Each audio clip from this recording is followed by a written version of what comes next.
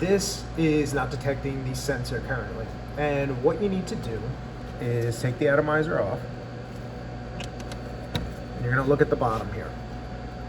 It is almost not visible, but there is a small wire lead that you can barely see here. This is a ground for the sensor that is inside the chamber.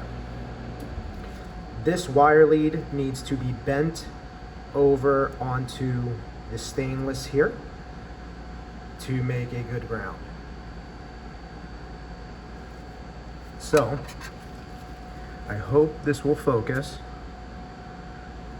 There it is right there. So what we're gonna do is taking a pair of tweezers, I now have it gripped like this, straighten it out, flip my tweezers around, and I'm just going to put pressure like so. So now that wire, there it is pressed against the chamber.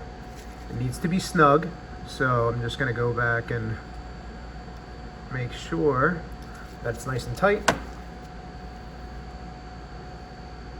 There you go. So now when we connect this,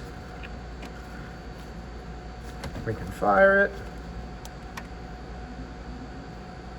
and it's good to go.